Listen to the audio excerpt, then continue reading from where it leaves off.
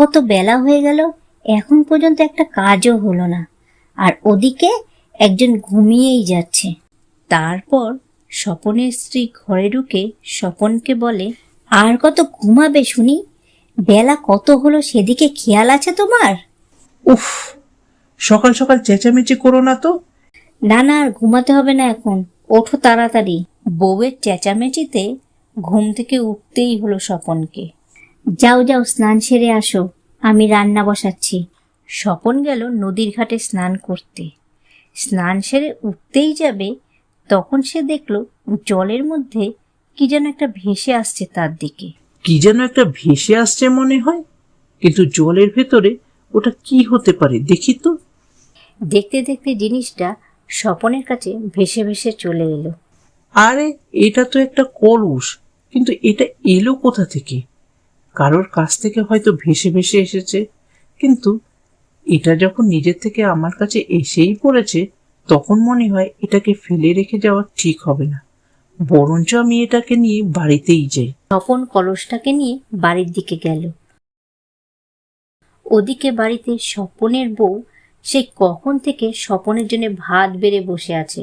স্বপন বাড়িতে ঢুকতেই সে বলল, এতক্ষণে আসার সময় হলো তোমার?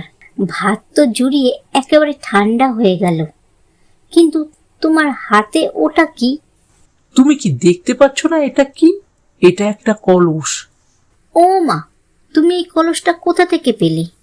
তখন স্বপন নদীর ঘাটের সমস্ত ঘটনা তার স্ত্রীকে খুলে বলল। এটাকে নিয়ে আসলে কেন বাড়িতে? এটা দিয়ে আমরা কি করব? স্বপন কলসটা উল্টাতেই কলসটার ভেতর থেকে কতগুলো সোনার মোহর মাটিতে ঝপ করে পড়ল। আর এটা দেখে স্বপনের বউ জোরে জোরে বলে উঠল, এ কি? এগুলো তো সব সোনার মোহর। এই কলসটার ভেতরে এগুলো আসলো কি করে?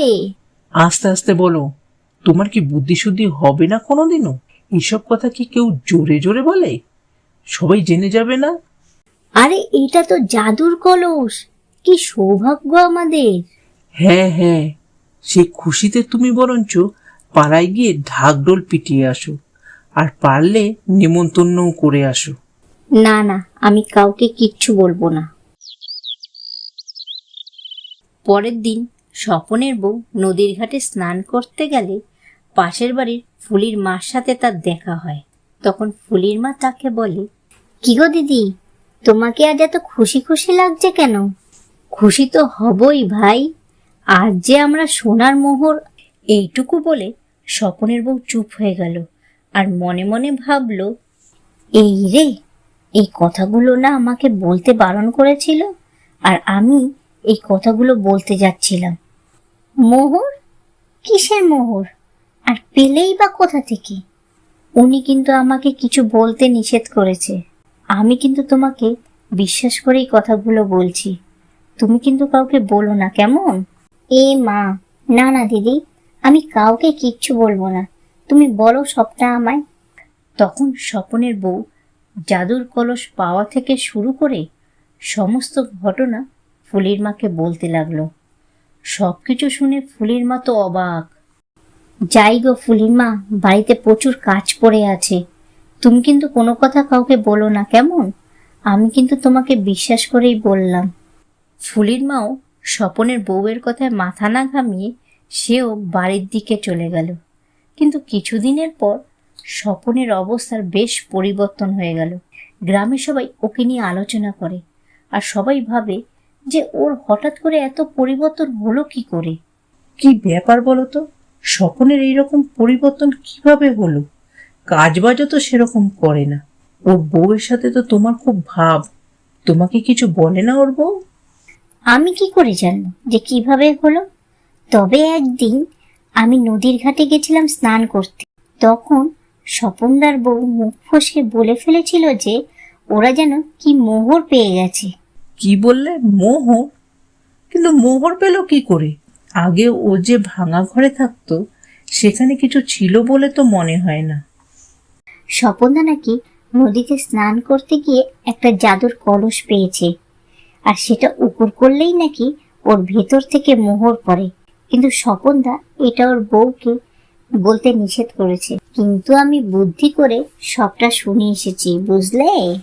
এরপর সে বেশ কিছুদিন স্বপনদের বাড়িতে নজর রাখে আর দরজার বাইরে থেকে দেখে যে স্বপন কিভাবে জাদুর কলস থেকে মোহর পায়। তারপর একদিন, বলছি, তোমাকে যা যা বলেছিলাম সব মনে আছে তো তোমার? হ্যাঁ হ্যাঁ, সব মনে আছে। দেখোই না কিভাবে জাদুর কলসটাকে নিয়ে আসি। এই বলে ফুলির মা স্বপনদের বাড়িতে গেল একদিন।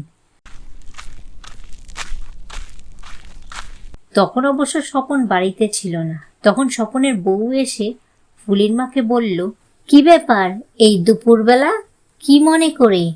আরে আরে একটু মাংস রান্না করেছিলাম, তাই ভাবলাম তোমাদের জন্য একটু নিয়ে আসি। আর তুমি যে ওই জাদুর কলসটার কথা বলেছিলে না, ওই জাদুর কলসটাকে একটু দেখেও আসি। ভালোই করেছো তুমি। ঠিক আছে, আর তুমি বসো, আমি নিয়ে আসছি। এই কথাটা কিন্তু কাউকে বলো না, কেমন? এই বলে স্বপনের বউ কলসটাকে নিয়ে এসে দেখায় ফুলির মাকে। আমাকে একটু জল দেবে, গলাটা শুকিয়ে গেছে একেবারে। স্বপনের বউ জল আনতে ভেতরে গেলে ফুলির মা সেই সুযোগে কলসটাকে বদলে দেয় আর ওই জাদুর কলসটাকে নিয়ে বাড়ি চলে আসে। তার কিছুদিন পর স্বপন কলসটাকে উল্টাতে গিয়ে দেখে কলসটা আর কাজ করছে না। এটি দেখে স্বপনের বউ ফুলির মা যে এসেছিল সেই সমস্ত ঘটনা তাকে খুলে বলে।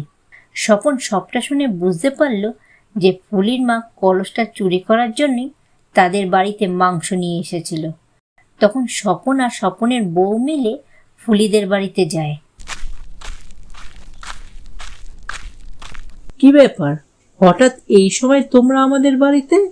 তোমরা আমাদের কলসটাকে চুরি করে এনেছো, তাড়াতাড়ি আমাদের কলসটাকে ফেরত দাও। কলস? কিসের কলস? আর তোমরা এই কলসের জন্য আমাদের বাড়িতে এসেছো ঝগড়া করতে? এত কথা শুনতে চাই না, আমাদের কলসটা তাড়াতাড়ি আমাদের ফেরত দাও।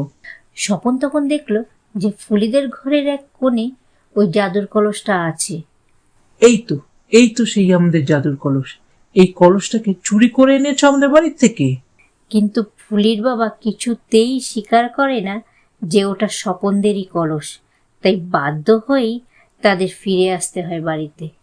সেদিন রাতে, কি হবে এখন? আমরা কি আমাদের কলসটাকে আর ফেরত পাবো না? চিন্তা করো না, দেখোই না কি করি। চলো এখন বেরোতে হবে। এত রাতে কোথায় যাবে? স্বপন আর কথা না বাড়িয়ে বউকে নিয়ে বের হলো আর চুপি চুপি ফুলিদের ঘরে গিয়ে আর একটা কলস ওই জাদুর কলসের জায়গায় রেখে নিজের জাদুর কলসটাকে নিয়ে বাড়ি চলে আসলো। পরের দিন সকালে স্বপনের ঘুম ভাঙল চেঁচামেচিতে। ঘর থেকে বেরিয়েই সে দেখল যে ফুলির বাবা আর ফুলির মা চিৎকার চেঁচামেচি করছে। কি ব্যাপার, এত সকাল সকাল তোমরা আমাদের বাড়িতে এসেছো যে? স্বপনদা, কাজটা কিন্তু আপনি একদম ঠিক করেননি। কালকে আমাদের বাড়িতে গিয়ে কলসটাকে চুরি করে এনেছেন। একটা সামান্য কলসের জন্য তোমরা আমাদের বাড়িতে এসেছো ঝগড়া করতে? ওটা কোনো সাধারণ কলস নয়, ওটা আমার জাদুর কলস। দেখো গিয়ে, তোমার জাদুর কলস নিজের থেকেই জাদু করে হাওয়া হয়ে গেছে নাকি? তুমি নিশ্চয়ই কিছু একটা করেছো। আমার কলসটাকে তাড়াতাড়ি ফেরত দাও। আমি কি করে জানবো তোমার এই জাদুর কলসের কথা? আর কোথা থেকেই বা পেলে এই জাদুর কলস? এত কিছু আমি বলতে পারবো না, তবে তুমি যে কিছু একটা করেছো সে ব্যাপারে আমি নিশ্চিত। আমি নিজে দাঁড়িয়ে থেকে আমার বউকে দিয়ে তোমাদের বাড়ি থেকে কলসটাকে সরিয়েছি, আর এখন সেটা বদলে গেল কি করে? এটুকু বলেই সে চুপ হয়ে গেল। সে বুঝতে পারল যে সে ভুল করে চুরির কথাটা বলে ফেলেছে আর স্বপনের কাছে ধরা পড়ে গেছে। দেখলে তো, চুরি করলে সেটা বেশি সময় লুকিয়ে রাখা যায় না। কিভাবে তুমি নিজের মুখে স্বীকার করলে যে তোমরা আমাদের বাড়ি থেকেই কলসটাকে চুরি করেছো। আর জানো তো, সত্যি কখনো চাপা থাকে না। ধরা পড়ে গিয়ে ফুলির বাবা আর কোনো উপায় না পেয়ে স্বপনকে বলল, আমি ভুল করেছি স্বপনদা, আমাকে ক্ষমা করে দাও, আর কখনো এরকম হবে না। ঠিক আছে, ঠিক আছে, তোমরা যে তোমাদের ভুল বুঝতে পেরেছ এটাই অনেক, আর ক্ষমা চাইতে হবে না।